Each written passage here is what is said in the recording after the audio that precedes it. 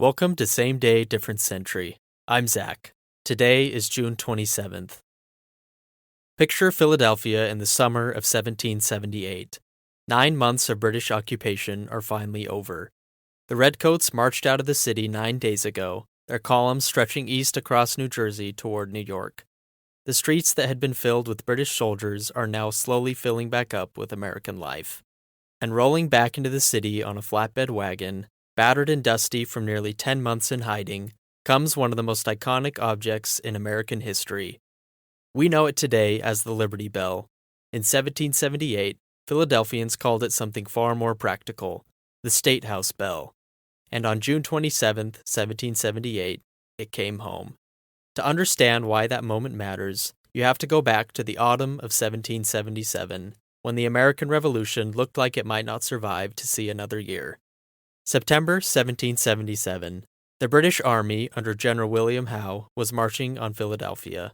The city was the seat of the Continental Congress, the largest city in British North America, and the symbolic heart of the American cause. Washington understood what losing it would mean. He threw his forces at Howe at the Battle of Brandywine on September 11, 1777, and lost. Philadelphia was going to fall. Continental Congress fled. Delegates scrambled out of the city carrying documents, papers, and anything of official value. And in that mad evacuation, someone made a very smart decision about a heavy piece of metal hanging in the Pennsylvania State House steeple. The State House bell weighed over 2,000 pounds. It had been cast originally in England in 1752 by the Whitechapel Bell Foundry, shipped to Philadelphia, and promptly cracked on its very first test ring. 2 local craftsmen, John Pass and John Stowe, recast it the next year in 1753. Their names are still on the bell today. Its inscription, drawn from the book of Leviticus, reads, "Proclaim liberty throughout all the land unto all the inhabitants thereof." Those words had been chosen in 1751 to commemorate the 50th anniversary of William Penn's Charter of Privileges. They were originally about religious liberty and civic governance, but by 1778, in the context of a revolution, they meant something considerably larger. The British knew the value of raw materials. A 2,000-pound bronze bell could be melted down and cast into cannon. American patriots were not about to let that happen. In mid-September 1777, before the British arrived, the bell was lowered from the State House steeple. It was loaded onto a wagon, one of hundreds that formed a massive evacuation convoy, and moved north out of Philadelphia. The convoy made its way approximately 55 miles to Allentown, Pennsylvania. There, the bell was unloaded and hidden beneath the floorboards of Zion Reformed Church, known today as Zion United Church of Christ.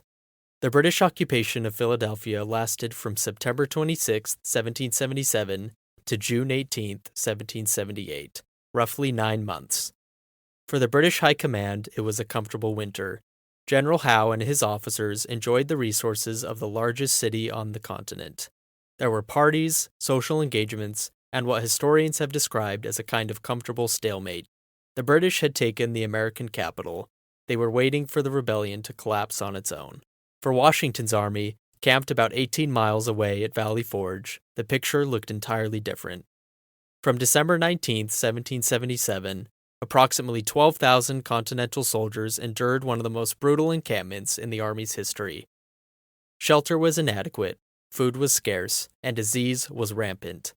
Approximately 2,000 men died at Valley Forge, not from combat, but from typhus, dysentery, pneumonia, and exposure. But Valley Forge was not only a story of suffering. Something transformative happened there. In February 1778, a former Prussian military officer named Friedrich Wilhelm von Steuben arrived at the encampment and began a systematic program of military training. He spoke no English and drilled soldiers through interpreters. He standardized formations, weapons handling, and march discipline. He turned a loosely organized collection of militias and volunteers into something approaching a professional army. The force that walked into Valley Forge in December 1777 and the force that marched out in June 1778 were not the same army. The event that changed the entire strategic picture of the war happened far from Pennsylvania.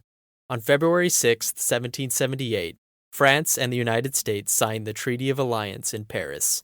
committing France to the American cause and setting the stage for open war with Britain, which followed in June. This was a geopolitical earthquake. Britain now faced a two-front problem.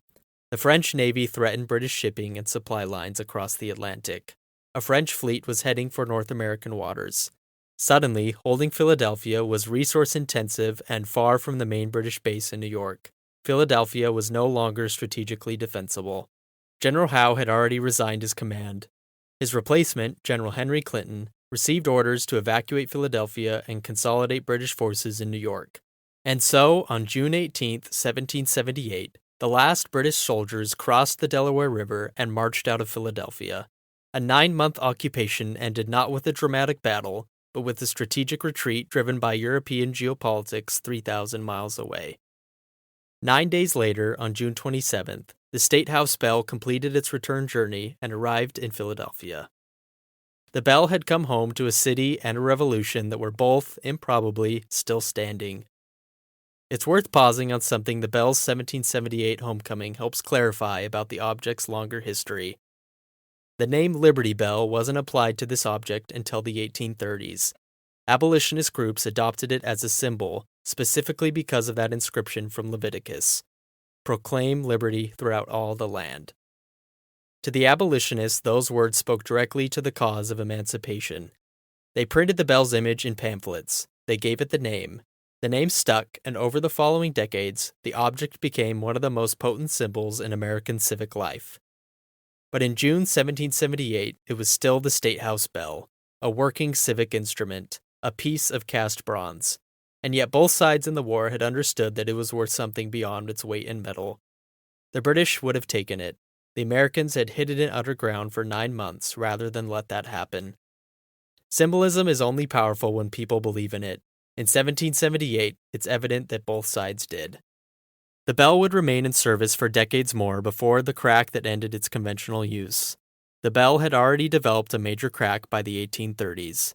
In 1846, metalworkers attempted a repair so it could be rung for George Washington's birthday, but the repair failed and produced the enlarged crack that visitors recognize today. The Bell has not been rung in the traditional sense since. It was never repaired, and today it sits in the Liberty Bell Center in Philadelphia, where millions of people travel every year to stand in front of it. On June 27, 1778, one of the most consequential years of the American Revolution was at its turning point. The British were gone. A professionalized Continental Army was on the move.